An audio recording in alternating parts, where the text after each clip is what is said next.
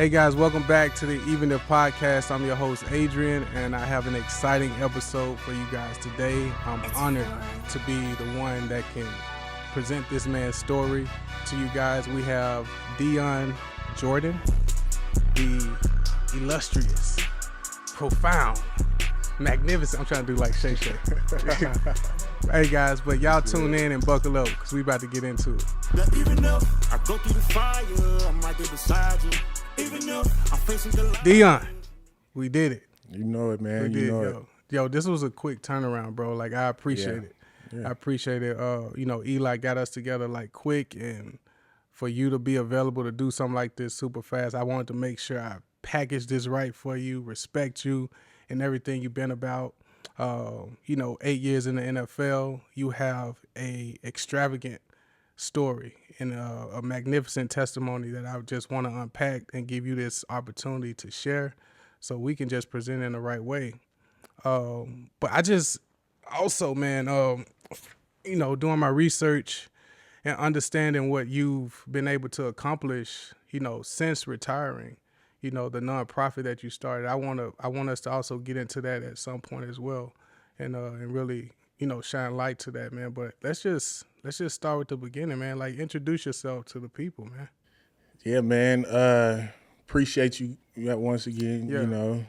Appreciate Eli. Our road dog, taking care of us and getting us in contact. Yeah. But yeah, man. I'm a son of Rory Dion Jordan. Yeah. Sharita Quintella Jordan. One of their three kids. Man. My family. We from San Francisco, so my mother had us in the Bay Area. How long were you out there? Till I was about 10 years old, 10 years old. Yeah. We was in the Bay Area. We was bouncing around a little bit, before we ended up coming here, mainly because, the upbringing that we had while we was in the city, it was pretty rough. Mom and dad had their own things going on. Mom, with her substance abuse issues, and, dad, had his own things going on outside the house as well, being locked up and what he was doing, as far as like the way he would treat mom and everything like that.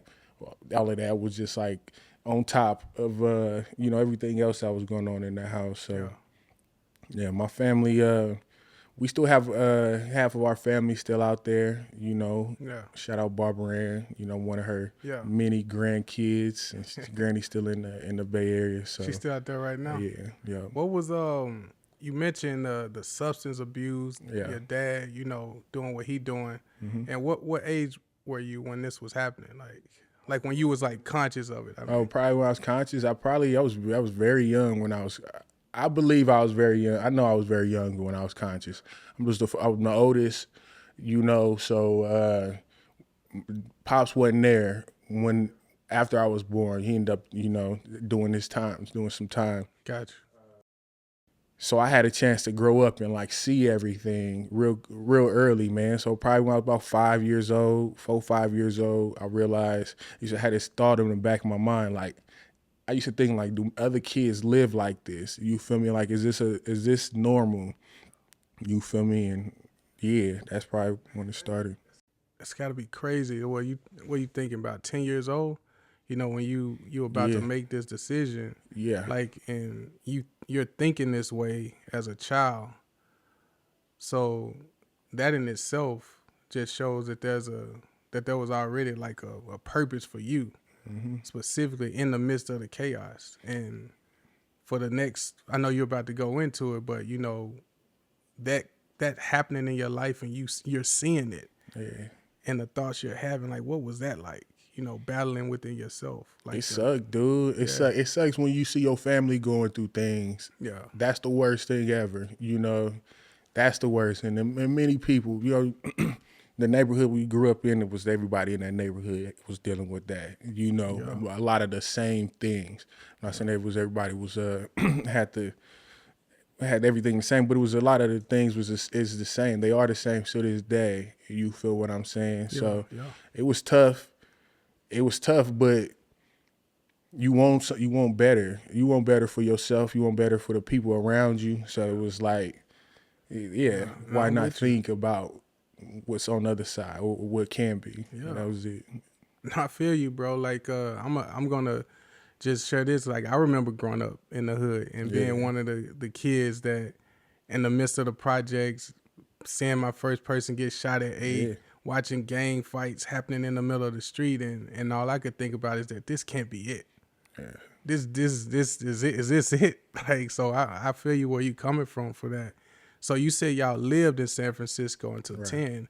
So how did the transition from there to Arizona happen? Like, what did that look like? So we end up moving a little further south to Fresno, and yeah, things didn't get much better when we was there. And same thing happened. Mom and dad was going through their issues, and we essentially were taken from the courts. And then we were adopted by my grandmother and my aunt, who had relocated from the Bay Area to Arizona at the time, and they came and got us from Fresno, and we ended up coming back. Yeah, man, to the desert. Coming, it was a huge change, but it wasn't too bad, man. We had a few times where we was able to come visit our family out here, and it's a change of speed, but that was needed. So it wasn't too bad. It was like it was good for a young kid. For a young kid, I say that. At that time, it was good for a young kid. I was able to immerse myself in organized sports for the first time at that age. Okay. Better schooling and things like that. You feel me? So. Well, like when you say you got into the sports, was it like a male figure or just your grandmother, your auntie, something they kind of guided you that way, or was it something? Man, shoot, when we got out here, they were already doing it. So it was my aunt, say, her and her husband at the time. They had my older cousins. Yeah. They had them in a track program, a youth track program called the Arizona Cheetahs at the time, and who's still around. The Arizona Cheetahs are still around. Yeah. But that's what they were doing, and so track was one of our first sports. And my uncle, he played basketball when he was in high school and things like that. So I was able to, join a basketball program also. So them two pushed us all to join some type of sport. Man, what was your mental like too? Like coming from the adjustment mental wise, you just dealt with so much chaos, family, and then you're starting to settle in. You getting integrated in sports, building a relationship with friends. How did that transition? How did you start to accept the goodness that was happening to you? Man. It was kind of tough, man, because we were separated from what we knew, my mom and my dad. Regardless of what they had going on, that's my mom, that's my dad, and being that far away from them, and they had their own things going on. It was tough at the beginning, and it was just a whole new life for us, you feel me? So at the beginning, it was kind of tough, but I think we were lucky because we did have that sports background, and we were already doing those type of things. So instead of like being in the house, we were always out and around other kids. Yeah. You know what I'm saying? So especially as a young man, young little dude, it's better to be out and being around other little dudes who doing positive things, and those programs were that, and those were like something for us to do. It killed time. It taught us all kind of like things that we wasn't getting as far as organization, setting goals, team things, and we got that, from that. So even though it was hard being away from mom, and then we had like some type of fortune. Yeah. In sports too, you learn discipline. Yeah. Like it's like probably the first like introduction to structure, like for some of us to like, once you come, especially from Little League, like coming up, and it can only be a positive thing if you let it. Clearly you allowed it to be a positive because you kept ascending, in your life, and your siblings, they were kind of just watching how you went. So as you went, everybody went. you know, you took something on at a young age that not a lot of, you know, especially being the oldest, not a lot of people could have handled. You know, so God's definitely been covering you, man. But I want to transition a little bit. So when did you know like you had the gift that you could be the one to get out, to make it? Like, man, I probably could do this. I probably could go, guys, I probably could make it to the pros. Like, when did that start happening? Jeez, that didn't happen till I got older. Well, now when you call it older, probably about my freshman, sophomore year. You feel me? Probably after my sophomore year. You know, it took some time. It took some time to believe in myself completely. That was already naturally bigger. Just God-given. We get this, you know, it was already there, you know, as far as like the what I had naturally.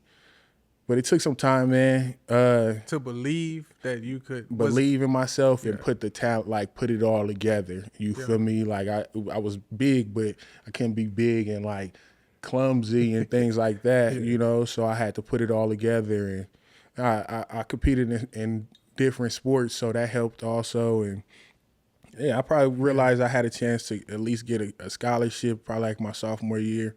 Crazy story. We was at practice. We had a phenomenal athlete by the name of Adrian Jordan, came through Chandler High School. He's doing big things right now. Big dog, you know, and he was the man on campus as far as football.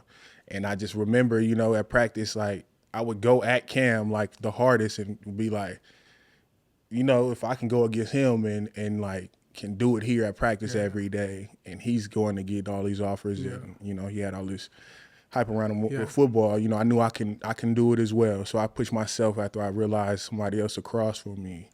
They can do it too. If they can do it, I can do it too. For sure. Just with your family at the time, it was just your grandma, you said? Yeah. It was a bunch of us. Yeah, but Granny moved out here. My aunt, her family moved out here. So you had a lot of. I'm pretty sure your grandma was a praying grandmother. Absolutely. You know, like they all are. You know, and so you had that covering for you. Was there any, you know, male figures that you look to, like as you're going through these different changes, you know, from youth to young youth? The men in my family, you know, but most of them were either like far away, but I looked up to them as far as I love my family so much, so of course I looked up to them, but they weren't always around, just to be honest. But I guess I found majority of my role models around doing what I love to do, and that was football. So that's why most of my male role models came from.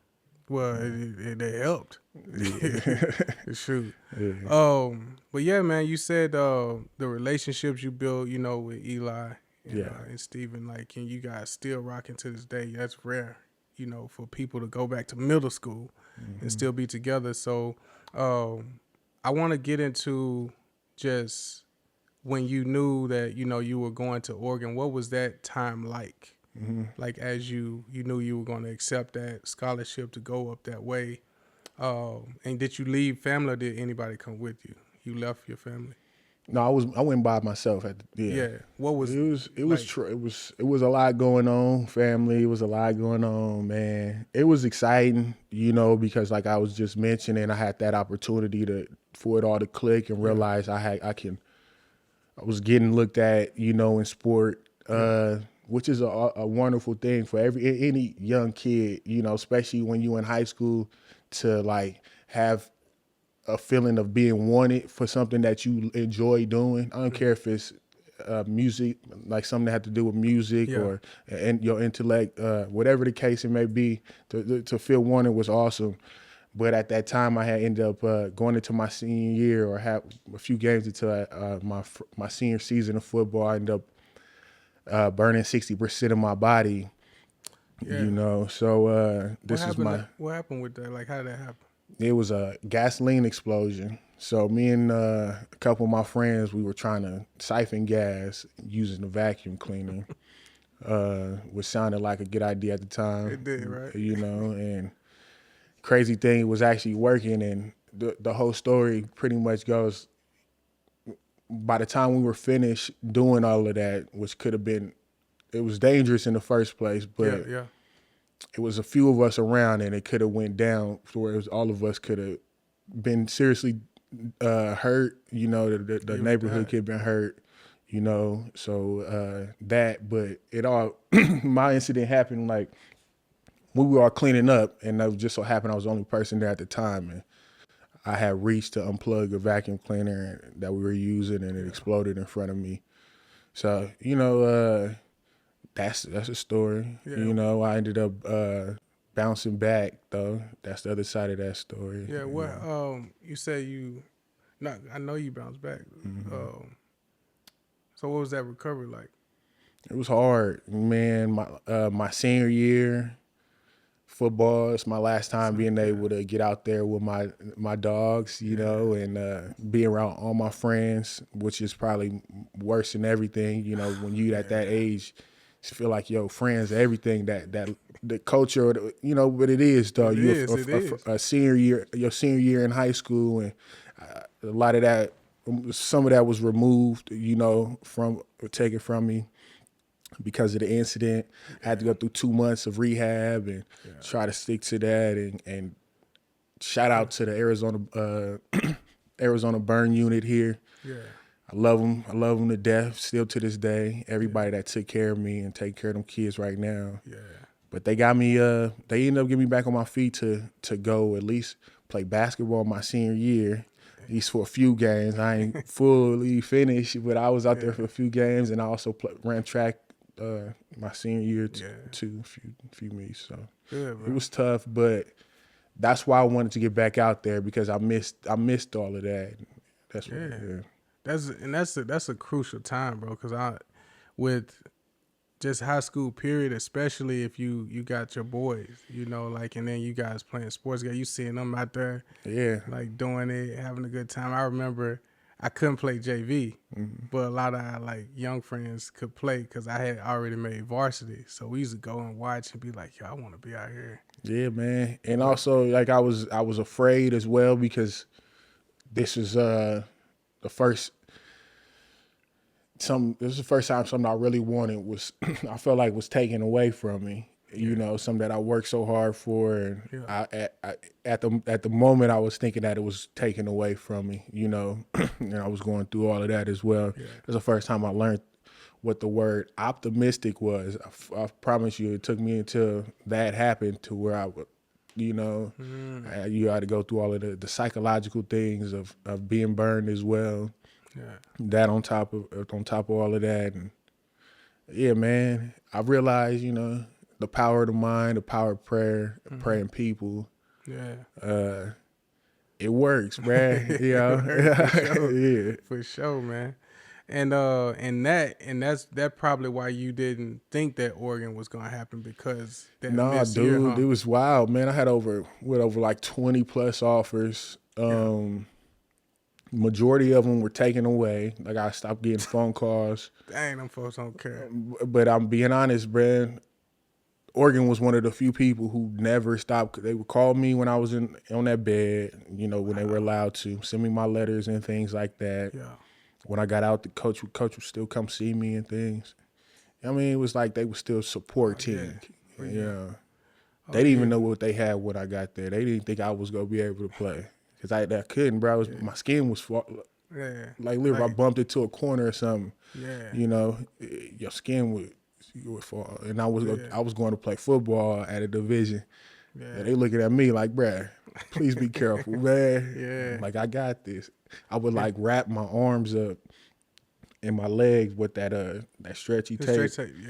So like, just so they didn't see me bleed often, catch the blood before it would like come through my wow. Just so they'd leave me alone so I can go play. That's it. Yeah. Man, but that's it's like when you see somebody like you said, they don't know what they're getting, but it's just because they was being consistent and they was showing some loyalty. You was like, man, I'm gonna rock with y'all because y'all. And the jerseys was nice. The jerseys was nice too. They stayed fly. Shout out to Nike. They stayed fly. And when did Oregon know what they had? Like, when did you know, like, that you could? It took some time, man. It took some time there as well. So just to be honest, like how quick that transition happened, football season. By the time football season ends, you start to roll into the back end of your senior year. Mm-hmm. So I had to go sign, and then I had to go take off that summer to go play. So I never really had much time to like deal with everything that I kind of just went through that last year. Yeah. I just packed all my things after I went through it, and I just took off to Eugene. Yeah. You feel me? And was immersed into the new culture. Leaving family, not even dealing with nothing. Like boom, I just going on. Yeah, they said I can play, so I packed my bags and went to get ready to go play, and that's what was on my mind. But I didn't have a chance to like go through all of that. So when I first got to school, I was still like not even knowing, like mentally, like struggling with certain things. You feel me? So my first few years were rough, man. It was rough. Yeah. Trying to figure out where I fit in. Yeah. Doing everything I can to like get on the football field, and I wasn't getting on the field. So it took some time, probably about 3 years, man, until I like actually got on the field and was able to show them like, not only am I here to win, but I'm here to do something for myself, like to make a name for myself. Now, I wasn't able to play that year football. Like I told you, I was able to play basketball a couple games and track, but I couldn't do the football. But yeah, man, I remember that. Even in the news, you feel me, type of deal. Hey, they were digging at you.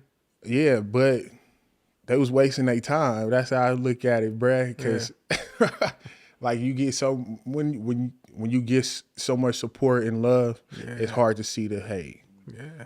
That's the way I seen it. That's good. It's and blocking. you feel me? Yeah. So like once I overcame, it was like, you happy to see me now, but you know. And this was before the mental health wave, before people started taking it serious. Like you was already like dealing with that and going through it without. Yeah, man. You got, like I said, man, you get so much support, it's kind of hard so much love, it's kind of hard to see the hate. Man, that's so underrated and underappreciated that that family, when you have rock solid foundation like that, and they're literally being that for you. Yeah, they blocking regardless of everything. Like they not trying to like finesse you or use you in a way, but they literally you're covering. Yeah. We're gonna protect our son. We're gonna protect our boy. And I love hearing that, because not many people like myself had that. You know what I'm saying? Like nobody came to my games, bro. Yeah. My sister was the only one, and she would come because my sister was a blood, but we played on the hill, and she'll like yell from the top just to let me know she there. You know, like Sue, like she'll just let me know. And I look up, man, and I just be like, But like nobody. My mom came to one little league game, one high school game. Yeah. And then so I love hearing that, and I hope that it's somebody listening, watching that has it. Don't like they take advantage of that. Yeah. You know what I'm saying? Like, granted, you're right. Yeah. Don't take that stuff for granted, yo. That's right, man. Because there's gonna be so many people if you make it to the next level that don't love you. Yeah. And you got to be able to, figure out how to take that and portray it on yourself, how to love yourself. So once you get there, you ain't so like rattled with everything. Yeah. So, you said that third year, it took 3 years. Yeah, at the college level. Yeah, and I was a knucklehead too. I wasn't the best at school. So the school was a struggle the whole time as well. School was a full-time job. It felt like I worked just as hard at school as I did football, so I was dealing with that as well, the balance, and I was trying to be mature, man, and deal with the two things. Yeah. So it took some time. I want to get to the light. So when you started seeing the light that, hey, I'm about to do something like special. What was that transition like? Like, yo, this is my third year. I'm doing my thing, and I see that this could happen. Yeah, it was once I made my mind up about it, man. Of course, you have those like moments on the field where like you make a play and you be like, you know what, like I can do this, or you go against somebody else and you end up, getting the best of that individual and like, I can do this. But I realized it was mainly when I sit back and look at it now, it's mainly when I make that decision. I had to make the decision to be the best version of myself at that young age, to put a lot of the things that I was doing on the back burner for football and for those things that I wanted out of the game of football. So, for me, it was like writing down my goals and actually knocking them out. Yeah. Being serious about the things that I didn't want to do. Mike Tyson say discipline is doing things you hate to do like you love doing them. You feel me, man? Like that type of mentality and also just taking advantage of the people that were around me as far as the academic and like the athletic portion. And it all it mirrored itself. My life outside of football mirrored football, and on the field it just showed. It just showed how much I worked. Yeah, and that all came together and turned into you were a high draft pick in 2013? Yes, sir. Yes. What draft pick? What number? Yeah, we were number 3. Yeah, we were the 3rd pick in that draft for sure. 3rd pick, man. All that. You know what I'm saying? Yeah. And going.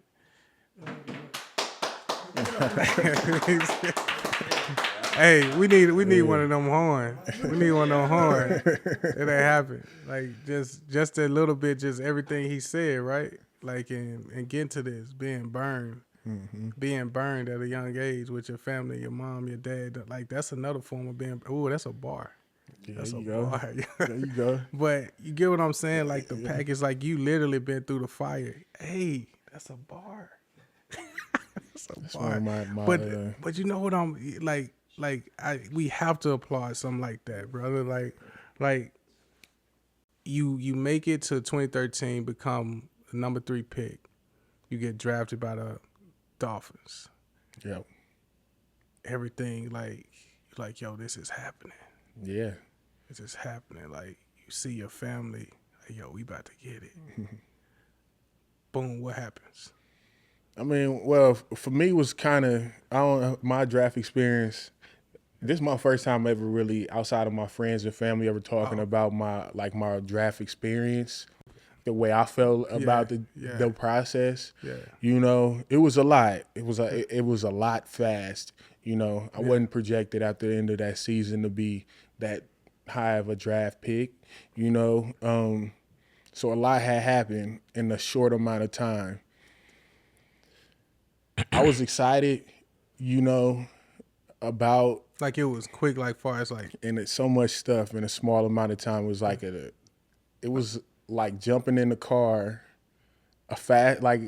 trying to keep up with everybody on the Formula One speedway, and you ain't never drove no fast car like this in your life. Yeah, I feel you. It was so much stuff, so fast, and I was appreciative. I'm very appreciative because, like I tell you, I worked hard for it, so I got what I asked for. And, you're going through this process and you're not realizing, how you don't know. Most of these kids don't know how their life gonna be changed. Some of them do, but the majority don't. You can't predict the draft. So, all right, that's the first thing. And then secondly, I was enjoying the fact that I was, for the first time, going to be acknowledged, for my hard work. But at the same time, I was trying to I'm not a fan of too much attention, bro. If I was to be honest with you, and the way that worked when you about to be a top draft pick is the complete opposite, fam. It's the complete opposite. But you go along with the ride. So when it even went all the way down to draft day, bro, I'm telling my agent and people around me, I'm I don't know if I want to go to the draft.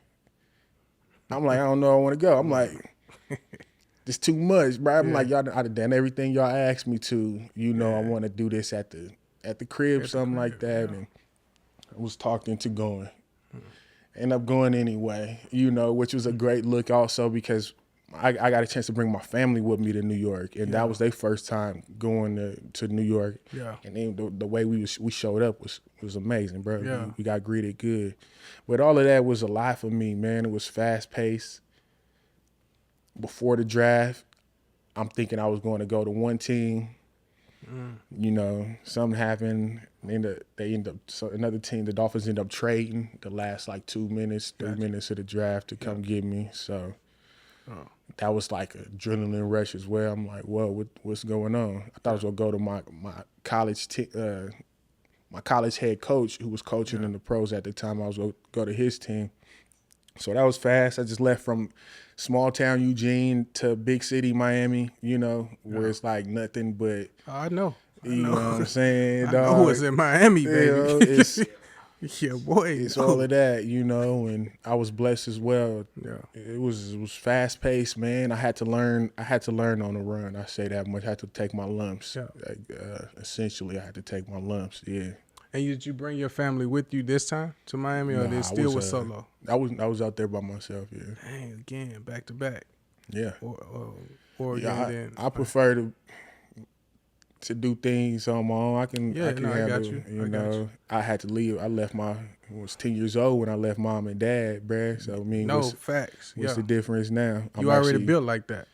Yeah, I'm doing something I enjoy doing. So, you know, why not? No, for sure. I appreciate you sharing that, man, because that's good insight for commoners like ourselves. You know what I'm saying? To know what's presented on the screen isn't necessarily the truth. You know, and so that's hearing it from the horse's mouth, for lack of better words, is I respect that, man. So Miami happens. I've been to Miami. I went for my 30th birthday. I was not saved, guys. Hey, your boy wasn't even close. When I tell you, that was 8 years ago. Hey, Miami, yo, that joint, like it was nice, but it's wild. It's like this. I'm gonna tell you. Let me say something. Vegas, Miami. Well, at that time, Miami was actually more expensive than Vegas. Yeah. Like I couldn't believe it. I was like, dang, for how much? I was like, dang. But I digress. Yeah. So Miami, man, like, and you was by yourself. You got signed. You with the team. But you had some success. Yeah, man. It's football. Yeah. I always look at it as football. Yeah. You know, when we turn on the TV and we see those pros who blessed and get that opportunity to play whatever sport that is, they're on there because they're supposed to be. They're good enough to be there. Yeah. So it's natural for them to show up. You know, it was natural for me to just go play ball. You know, I didn't care where I was at, what color jersey I was wearing. I just wanted to play. Yeah. As long as I played. Yeah. And what was the time like in Miami before you got traded? Like the timeline? Yeah. Before I got traded? Yeah. It was everything happened quick, man. You get drafted, you go to the team the next day. But for me it was a little different. I had like this little break in between where I couldn't go up to like these mini camps and things like that. Yeah, that's right. Because I didn't graduate, so I didn't finish college. So some weird rule where you can't go participate until your school year was over. So whatever case may be. So I was out there. I was just out there. They just had me out there, bruh. I was training up the street from the team and stuff. And when season started, I just went in. Wow. And how was the so did you start playing right away? No, I had some shoulder issues, but I essentially started up playing right away. I played the first game of the year. Okay. Yeah. What was that first year like? Yeah, I didn't know what to expect. It was different. We lost a lot more games than I ever lost, at the time. It seemed like I was just my welcome to the NFL moments, as far as seeing the lifestyles that a lot of people live. Yeah. The competitiveness of the NFL, seeing that it's a big boy world, and I was immersed in it. I was smack dab in the middle. Yeah. Yeah. And dang, man, like that's wild to think about, like how quick it happened. And then for you, like that first year getting smacked around like that, like with them L's. Yeah, man, I made my mistakes, man. I failed a test, a drug test. So The first year? yeah, so that's how I ended up getting suspended going into my second year. So I was enjoying myself, and I was in the process of, like I was saying, trying to figure all of this stuff out, Yeah, man. yeah, it was So quick. while I was that first year, man, it was just everything was trying to get aligned, and it just took way longer than I thought it would. Well, how did that happen though? Like, who slipped in at you? Who slipped through the cracks that would even like present something like an opportunity like that for you to even get caught up in stuff like that? You know, with the So can't nobody make Dion Ward Jordan do nothing that Dion Ward Jordan don't want to do. Yes, sir. I would never bring somebody into my story that I felt like brought me down if I feel like they ain't bring me up. This is a waste of talk. You feel me? I knew what I was doing. You know, I was young, having fun. Yeah, chose to have fun. Respect. You know, now I look back at it, and the number one thing that I've been trying to do was not have regrets about anything that I've ever done. You know, I know I was willful in everything I did, and I just take it on the chin. No, accountability is everything, man, and self-accountability. Like, a lot of people will run from this and try to throw some sauce on it to like make it look good, but no, that's respect right there. It is what it is. It's part of my story. Yeah. You feel me, fam? Yeah. I'm not scared. That's probably the best right. part of it. That's good. That's what we want, man. And you still got 8 years, you know, which was above the average time that people I actually played. I was out there playing. Like my mom, my grandma, my aunties, all of them, all my cousins. Bruh, they turned the TV on and knew I was gonna be on there on Sundays. Dog. I mean, that's we can't get no at that level. You can't get no higher up. Yeah. You know, Yeah. I was blessed. I actually played. They knew I was gonna play. They knew what jersey number I was gonna wear every team I was on. Yeah, man. Like That's what I I'm knew talking what about. I did. You know, and I use that as, like I said, I use that as the fuel. You know, for myself. Like I know the way I impacted other people. Yeah. What I went through this process, teammates included, and the organizations, Yeah. my family. Yeah. That matters. That's my story, you know, and it's more of that. The beef of it is that. Then, Yeah. That's your even if moment. Even if I did some things that didn't put me in the right light, I'm still was commendable and honorable for my family. Most people have. It just so Exactly. happened that my light was just a little bigger than yours, you know. And Exactly. I'm not afraid to. I'm actually glad that my light was bigger than yours, you know. I'm not afraid to say that it is either. You know, I've been blessed. I've been tremendously blessed. Yes, my light was bigger than. So for anybody in that situation, you will be looked at differently. You know, Yeah, and it took me a while. I was young, dog. It took me a while. I ain't never been in trouble. You know, so to have all of that and have it taken away, it's painstaking. You got to go through a lot before you 25 years old to get that back. You know what I'm saying? If ain't nobody, like I said earlier, if ain't nobody go pour into me or wants to pour into me, I'm not gonna deal with them tearing me down. Like I'm not gonna. I ain't got. Yeah, no, we ain't got time for that. At all. We got time for that, man. Let's transition, dude. I want to talk about this nonprofit. Yes, sir. Because it's powerful, and it's what you're doing with it. Like, I love it. You know, like, I just want you to kind of just let's tell the people about it and tell them how it came to be. Let's tell the story how this nonprofit came into fruition. Our nonprofit is called Spread Your Wings Foundation. It essentially got started because we wanted to package, you know, what we've been doing as far as my family and my friends, as far as going out and helping, feeding the homeless, taking care of the youth, and things like that. So we really wanted to package that and find a way to put it together. So when like 2015, 2016 is when we initially started it. Yeah. But I really didn't do much with it. I was kind of more focused on the football and everything that was in front of me and things like that. Yeah. But when it initially started, we took the name. I came up with the name Spread Your Wings. So just a nice little photo I seen on the internet when I was playing football, and I just kind of just came up with that. And I'm sitting there with one of our other good friends, Ashton, and one of his favorite the Bible verse that's on our T-shirts and things like that was one of his favorite Bible verses. So while he was helping me brainstorm with the nonprofit, we realized how Isaiah 40:31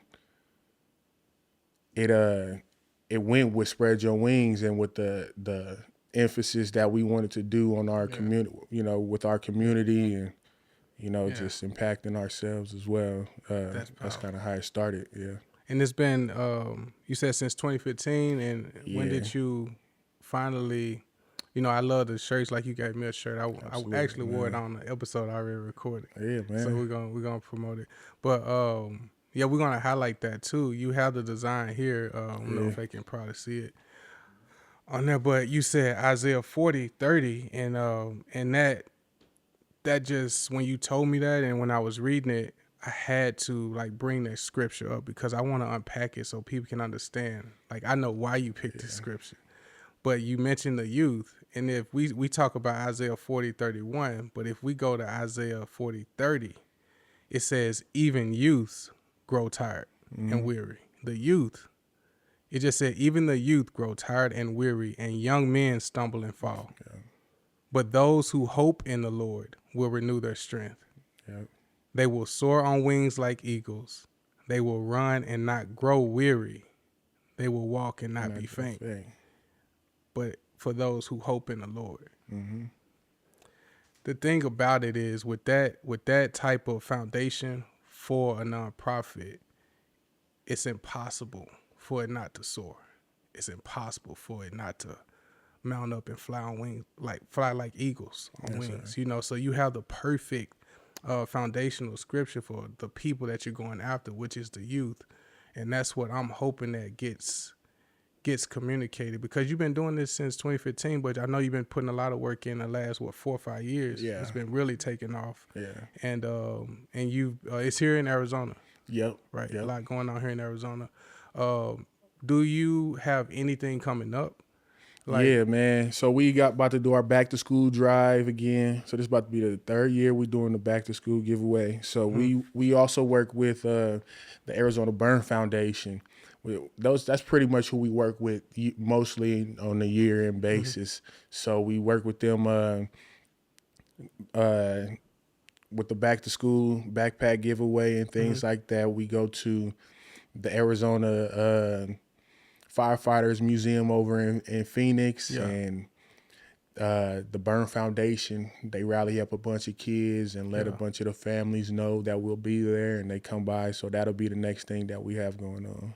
Yeah. Man, I love that, man. I love that. And what has it been like to know what you've been through and see how you're changing these young people's lives? If I'm being honest, man, like, it's hard to tell, because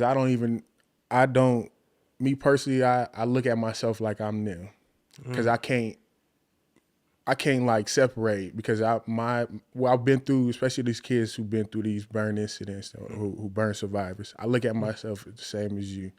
Like, I don't see nothing different. I got a little luckier, and I made it over the hill, you know what I'm saying, and things like that. So for me, it's easy. So easy. It's just like being around your own family, like people who you share something in common with. Yeah, that's the way I see it. Even with the youth, the little homies who want to be a sports star or who came from a struggling upbringing and things like that. It's like talking to somebody that you know. Yeah, keeps you humble. Stay always humble, man. Always humble, and to keep you hungry as well. Keep you like alert and knowing like something got to be done. So, yeah, that's good, man. Because I would say this too: is most Christians talk a good game, but they don't even do this much, And that's my challenge. That's why I do the podcast I do. I try to speak in such a way to remind us that humility is the essential foundation of even being a believer. If you don't start with humility, then you're doing this for nothing. You're no good in the kingdom of God if you can't even start with there, because the command is love your God with all your heart, with all your soul, with all your mind, and love your neighbor like you love yourself. Yes, he said they go hand in hand. You can't pick and choose who you want to love and who you want to pour into, who you want to give an opportunity to, who you want to share with. It don't work like that. If we're going to love all the way. Yeah. If we're going to give the whole way, because he gave when he didn't have to. He saved when he didn't have to, you know. That's real deal. Nah, man, that's I'm actually humbled by it, you know, because and my podcast is a nonprofit, but it's things that I see myself being able to do on a grander scale, like what you're doing. And that's my hope and prayer, that I get to that level where, shoot, we even do it at one of your things. We gonna work together, man. And like I said, everything is family oriented. Yeah. Prayer, like our family. Man, being able to work with you would be it only help us both. You feel me? Yeah. And the people who we support. Yeah. As well. No, so. I would love to just. Man, that's just my heart. Like, even the work I do now, the job I have now, like yesterday at work, a lady, before she got adjusted, said, "Hey, could you pray for me?" I was like, "Yeah, we can do it right now." She said, "Oh, you want to pray?" And I said, "Oh, yeah, we ain't waiting. We're going to pray right now." Yeah. You know, I don't care who around you ask for prayer. I'm going to put my hands on you. We're going to pray. But that's just where I'm at, you know, and I want to change the narrative on stories like ours, like backgrounds like ours, coming from that. Like, look, man, this is not a game. You know, like, we really care about what we're doing. Mm-hmm. We know that God gave us a purpose and saved us for a reason. So I would be stupid to not take advantage of the time I got. Yeah. To reflect him as best I can in this world. And you're doing that, man. I'm gonna be praying for you. I know we're gonna stay connected, and you know I'm here for you any day for us to talk. Like, yo, this going on. Like, I'm here to pray with you, cover you. I'll be that other covering. I know you got it, but like I'm here to do that too. Man, I never turn down a prayer, bro, for sure. Somebody, you know, looking out for me on the other side. I never turn it down. No, I mean, also just to say, man, like, a lot of the things that I've been. I'm constantly growing. Anything that I've talked about, man, like, I gotta continuously implement in my life on a daily basis. You feel me? I'm constantly growing. The best way I learned how to do that is surround myself by people who doing the same thing. You know, and like I said, I'm constantly learning how to give myself grace. Amen. You feel me? And the meaning of grace, the actual meaning of it. And I'm learning, like, I deserve it.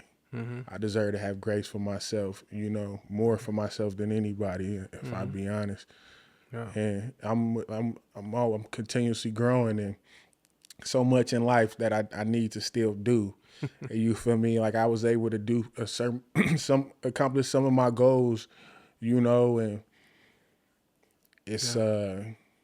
it's always good to do it again, man. Yeah. And that's what I've been in the process. Yeah, man, that's what testimony is. It means do it again. Yeah. That's what testimony is. So you got, first off, brother, thank you for your time. I truly appreciate you, like, giving me this opportunity to chat with you and to put this out, and just hopefully that everyone listening and watching will be encouraged and blessed by what we shared today. I do want you, before you go, just to kind of let people know what you got coming. I know you said the nonprofit is going to be for back to school, but you yourself, you're about to. Yeah, man. Look, like I said, I'm trying to listen. Well, is it? It's good. Everything is good. Yeah, I'm trying to listen and get out of my own way. And I didn't want to be a football coach. After football, just so happened, I ended up being a football coach. So I've been blessed. Like I was saying, one of the teammates that I had when I was at the Miami Dolphins, one of the older homies, he, after retirement, he ended up coaching as well. He has a head coaching job at the University of Eureka College in Eureka, Illinois. And yeah, he called me up, told me to get off my butt, come up there, come help him out with the university, and I'm excited to go. I'm excited to work with the youth and learn. Oh yeah, try to win some games. Man, they just became a better program for having you, man. Man, I hope so. I hope we add some wins to our record, bro. Then we know. Yeah, that's it. But thank you, brother. I really appreciate it, man. Thank you for having me, man. No, for sure. Hey, guys, thank y'all for being with us. Our guest, Dion Jordan, he blessed us. I pray that you guys take something from this episode and apply it to your life. Like, literally, he's been through the fire. We've all been through a fire at some point in our life. But even if you're in that fire, just remember that there's a God who loves you, that's covering you. He can bring you out of that thing and have you smelling like daisies and roses. So God bless you guys, and we'll see y'all in the next episode. That even if I go through the fire, I'm right there beside you. Even if I'm facing Goliath, you made me a fighter. Even if they throw me the lie.